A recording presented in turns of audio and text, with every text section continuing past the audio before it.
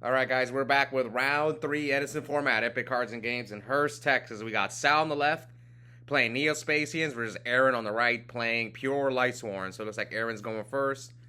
Heck, if it's recharged, discards Arcus, Mills, Celestia, and JD. So already two Lightsworns and one JD in the graveyard, which sometimes is good so in case you play Reincarnation and stuff. So Aaron summons Lila, sets one, Mills Foolish, Honest, and Heavy Storm. Ooh, does shoot! God, that. Oh man, maybe Sal would have activated MST, but it's so risky to hold it. Okay, so his hand is Upstart, Rhoda, Crossporter, and Dark Panther, which copies an effect. Yeah, I kind of don't remember this effect. These Neo. See, Aaron has to read them. Let me go read these cards as well. Crossporter. I've seen this deck once or twice on the channel, but I don't remember exactly what they do. So he sent back the Crossporter, but he's got Rhoda, which means he can go get Armageddon Knight. So I think him sending back the Crossporter doesn't matter too much. Gosh, I don't remember this card's ruling. Okay, let's see. Here it is. So here, Sal activates the Upstart, so we're at 9,000. So, yeah, Crossporter, when this card is sent to the grave, you can add one Neo Spacian monster from your deck to your hand. So you probably were better off maybe sending that one back. But anyway, Sal double Upstarts, and it lures away the Dark Panther, so... I remember Dark Panther, like, copies in effect. Sorry, I don't really know these cards that well. Let's see. Once printing turn, when face a monster your opponent controls until the end phase, this card name becomes that monster's original name. Also replace this effect with that monster's original effect. Okay, now here comes the Rhoda, so he could set the Crossporter. So I don't think it really mattered what Aaron. That Dushy was actually not that good. Since he had double Upstart, drew into Allure. Okay, so he summons Armageddon Knight, sends Crossporter, and then searches Dark Panther. So 10,000, 8,000. So he can't deal with the Lila. And now passes. Lila, Chain Compose, put the Armageddon back in his hand.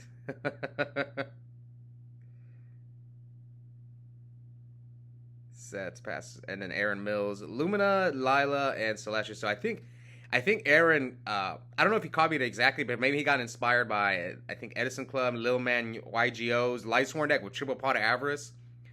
And yeah, I'm glad to see this deck in action because shout out to the Edison Club. He almost top 8'd YCS Indy with this deck.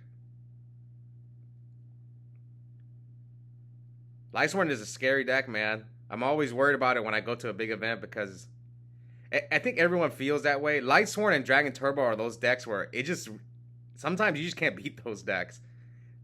If they go first and they just mill well, like they open double recharge with and discard Lightsworn, mill Wolves, get 4 for JD, those decks are just... That deck's just hard to beat at times. Like I remember one time I was playing against one guy, man. He ended up winning the local that day. His name was Mergeem. I played him round 1 with my Blackwing deck, and man, it was just bad. He just drew insane both games, and I couldn't do anything. Even though I opened pretty well myself, but it didn't matter. Okay, so Sal summons Armageddon, sends Plague. He opened all 3 Upstarts. So these two are regulars on the channel. Sal actually took a small break, but he's back, and he says he likes his Neo Dark Panther deck, which is interesting that he chose this one. And Aaron's played like Christia Sworn, Lightsworn, 6 Samurai. He even tried GK for a little bit last week. Now, as far as wins go on the channel, Aaron's only has 1. He hasn't won in a long time, but he's made the finals a few times. And Sal's actually 5-0 in the finals.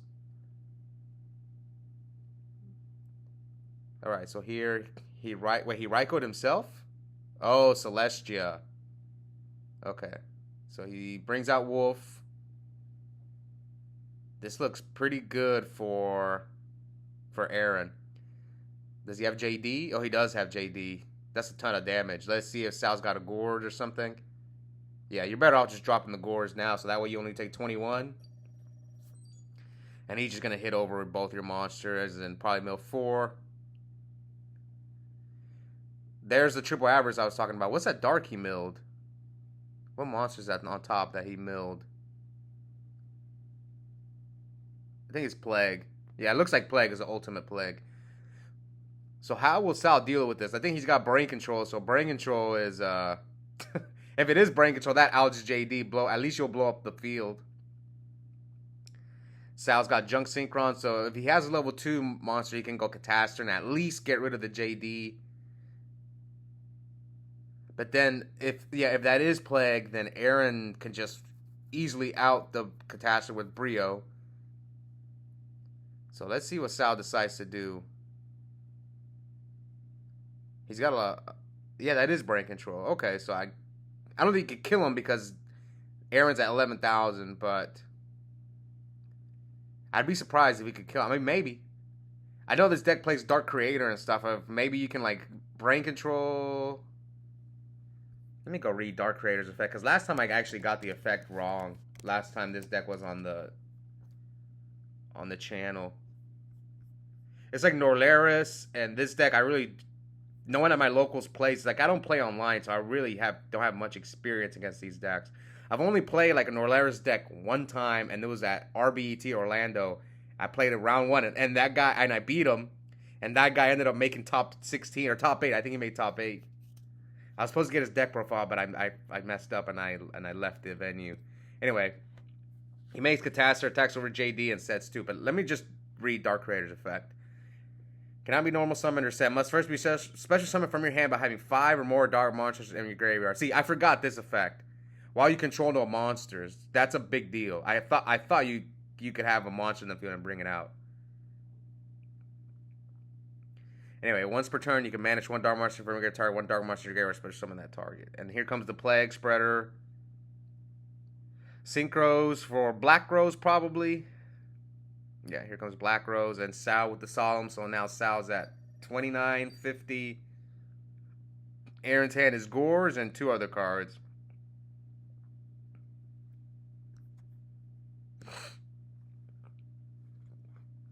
Man, Aaron's got like his whole graveyard in there. So Aaron has not normal summoned, but he does have Gores, and who knows what else he has in his hand. But Plague is gone.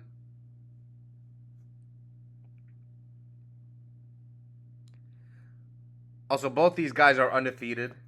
I had to get the... Normally, I don't get the undefeateds going in, like, round 3, but it is Neo Spacians. You guys know, at locals always try to get the... Oh, Wolf! He probably put that on top for Plague. Oh, yeah, he did, because he only milled 1. That makes sense. Maybe he's trying to draw into Celestia. Yeah, he's probably trying to draw into Celestia. So here, Sal brains the Card Trooper. So 2150 to 11,000. And Sal stacks for Plague. Synchros with the Card Trooper. For Magical Android, trying to gain some of those life points back. Swing over Wolf. Does Aaron have Honest? No Honest. So that's first damage for Aaron. And now he gains 600. So I was listening to Fraser's, one of his videos, and he said that he doesn't like Upstart Goblin because of the time rule at a big event. Anyway, let's look at his hand. Gores, Trag. Oh yeah, it's Aaron's hand sucks. Wolf, Necrogardener, and Trag.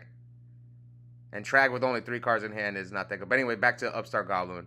It's a pretty good argument for against Upstart. It's because of the time rule. But what's funny is, some of you guys who watched the previous videos know that I drew round 1 against Hero Frogs, and he was also playing Upstart in his deck.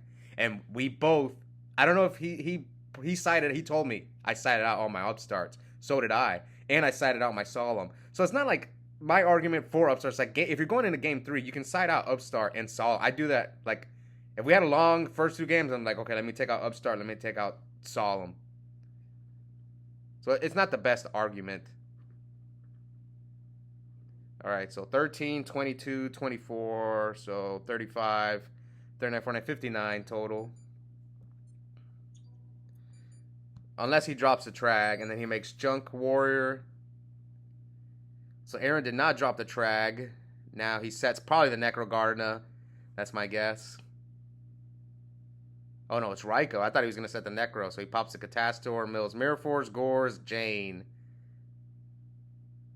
I thought he was going to set the Necro there, but it makes sense if he drew Raikou. And now he's just going to deck out. His Plague is gone, so yeah, he's going to deck out. Unless he drew his Avarice, but I think he milled... Was that the last card in his deck? No. All right, so Sal wins by deck out. That's crazy.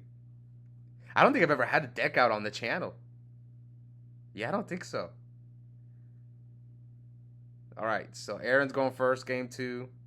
Starts out by opening charge, mills recharge, Raikou, and Lila. So already 2 Lightsworns. Oh, you can see those Hobby League decrees. Come on, man. I know they're legal, but those just, man.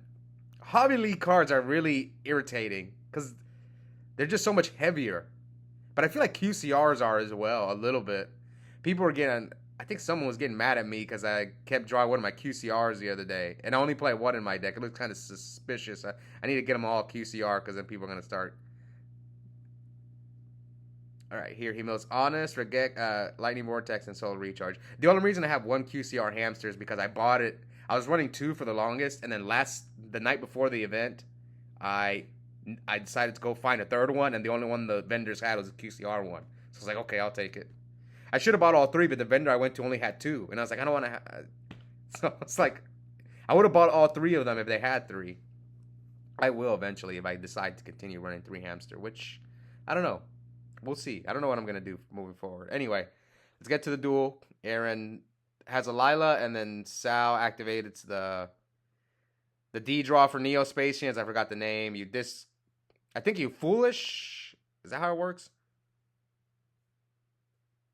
Yeah, it's a D draw and a Foolish. I forgot the name of this card.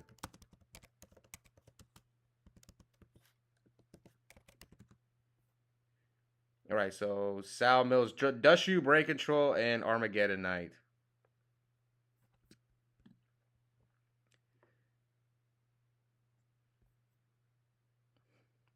Summons another Lila. Mills Mirror Force, Garoth. Ooh, he sided in Consecrated Light. I like it against Lightsworn. Okay, so let's see what Sal going to do. Does he have like a Chaos Sorcerer? How many darks does he have? 3. So here comes Junk. So with Junk, that gives him 1, 2, 3, 4 darks. In case he has a Dark Creator play, if Aaron can clear this field. So no Necro from Aaron. Yeah, so he's probably checking to see if he's got Plague or something.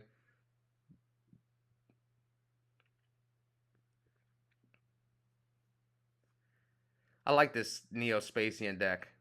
I think Carpath created it. Oh, Sal's got Solemn. So a lot of people I've talked to are thinking about cutting Solemn. And here comes the Avarice. And I think it's just in certain matchups it ends up costing you the game. Like against Amaryllis, like Los and everyone in my locals. I think Ryan when he plays Solemn. Ooh, Crow. I would if I don't normally side Crow against Lightsworn, but if they're playing triple Avarice, I'm definitely putting the dang Crows in there. If it becomes like standard for them to play 3 Avarice, I'm gonna start siding Crow against them. And if they play Reincarnation too, and they try to reincarnate the JD. Okay, so Aaron sets a monster, and then here comes Mole. Ooh, that's not good. Let's see if Aaron has a Gores. Did he mill Gores? I don't think so. But that's 2,200. Now Sal maybe sets the Solemn. And here comes Heavy. Heavy's a Solemn. Summon Consecrated Light. So he drew into his second Consecrated Light. And here comes Mole. Bounce. Oh, he just chooses to get rid of it. Okay. And 22. Tragger Gores from Aaron. Looks like he doesn't have either. So 36. This might be a quick game if Aaron can't do anything.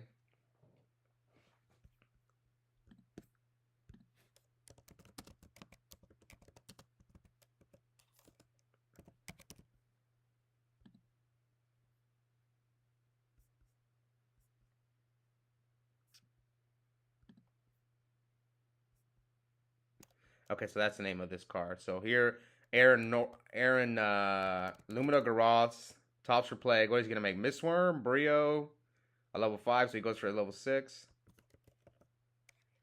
He goes for Brio. He's gonna probably Brio the.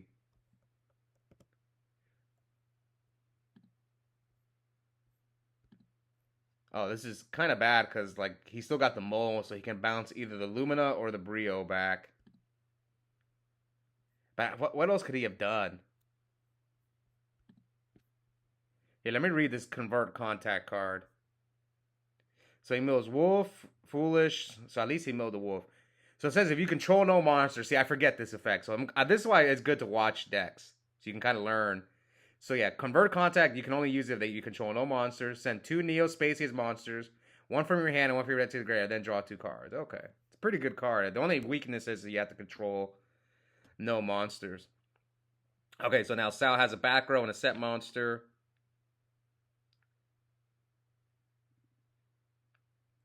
So it's always good in case you run into one of these decks at a big tournament. Like, for example, I had practice against Ringed Rhinos. I actually had the Ringed Rhinos deck one time on the channel. Anyway, Sal Torrentials. And I ended up facing it at YCS Indy, so I had at least a little knowledge of that deck. Like, I knew what Ringed Rhinos did. So I, like, cited out bottomlesses and stuff, because I'm like, oh, I'm not going to bottomless that thing. Same thing with Neospace. If I play this deck, at least I kind of have some experience watching it and playing against it. Anyway, this game does not look good for Aaron. He's got 1 card. Oh, and Sal dropped the Dark Creator. I think that's game. Yeah, he's got 5. But he can just bring out any dark monster that he wants. Oh, can he? Oh, he chooses Armageddon Knight. So I think Dark Panther only copies your opponent's monsters.